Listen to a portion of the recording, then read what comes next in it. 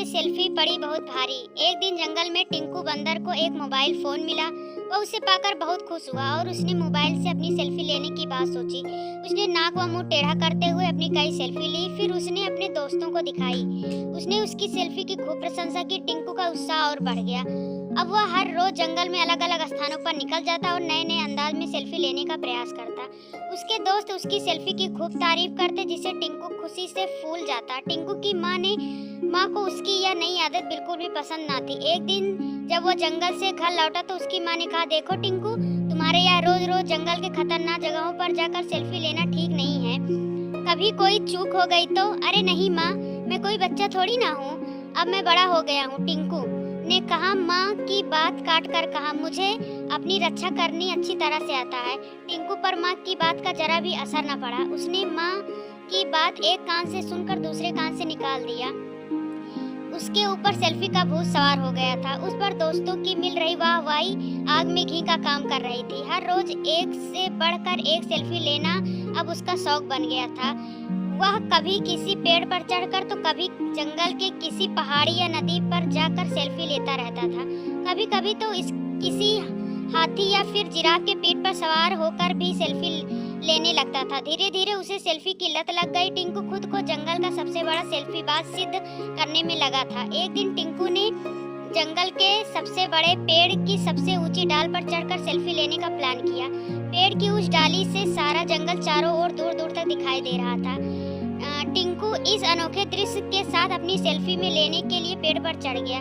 पेड़ की सबसे ऊंची डाल पर पहुंचकर टिंकू ने अपने आगे के एक पैर से मोबाइल को पकड़ा और दूसरे से पेड़ की डाली को। उसके बाद डाल से हवा में लटकते हुए उसने सेल्फी लेनी शुरू की। वह अलग अलग पोज में सेल्फी लेने में खोया हुआ था कि चर चर की आवाज आई, पर टिंकू का ध्यान आवाज की ओर नहीं गया। वह सेल्फी लेने में पूरी तरह से खोया रहा।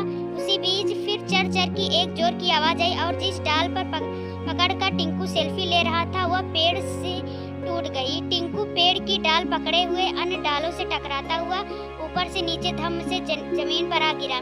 जमीन पर गिरते हुए जोर से चीखा, आह, मर गया। उसकी चीख सुनकर आसपास के जानवर दौड़कर उसके पास आए। सबने देखा टिंकू जमीन पर बड़ा दर्द से करा रहा है। वे उसे उठाकर तुरंत जंगल के डॉक्टर मोतीलाल के पास ले गए। मोतीलाल ने टिंकू का निरीक्षण कर बताया कि उसे गहरी चोट लगी है और उसके आगे व पीछे के पैर में फ्रैक्चर हो गया है। उसे अब काफी समय तक आराम करना पड़ेगा। इसी बीच टिंकू की माँ भी चिंपांजी से खबर पाकर वहाँ आ गई थी। वह डॉक्टर मोतीलाल की बात सुनकर फूट फूट कर रो पड़ी। बोली, मैं कितनी बार टिंकू को समझाया था कि सेल्फी के चक्कर में मत पड़ो, लेकिन उसने मेरी एक भी बात न मानी और अपनी मनमानी करता रहा। अब सेल्फी की लत ने उसकी ऐसी दुर्दशा कर दी है। टिंकू को डॉक्टर मोतीलाल की दवा से थोड़ा आराम मिल गया था।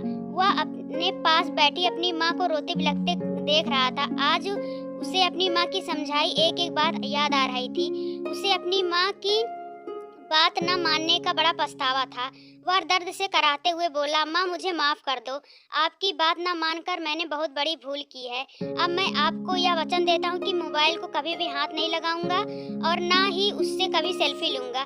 मैं अपनी यह सेल्फी की लत को हमेशा के लिए छोड़ दूंगा। टिंकू को अपनी भूल का एहसास होते देखकर उसकी माँ उसे गले से लगाकर बोली, बेटा, इसमें मोबाइल का कोई दोष नहीं है, बल्कि दोष तुम्हारा है। तुमने अपनी जान जोखिम में डालकर सेल्फी ली थी, जिससे तुम्हारे साथ इतनी बड़ी दुर्घटना हुई।